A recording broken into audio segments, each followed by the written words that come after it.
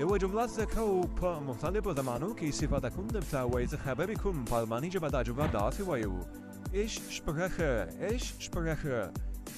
دا په فعل هرجاوي کې ده که وایو ما خبرې کړې دي په پرفکت زمانه کې ما خبرې کړې دي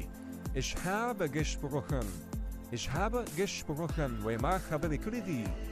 که په مستقبل زمانه کې موږ وایو زه به خبرې وکړم زه به خبرې کوم په آینده کې دا جمله په الماني ژبه څنګه وایو تاسو کولی شئ په کمنټ کې ولیکئ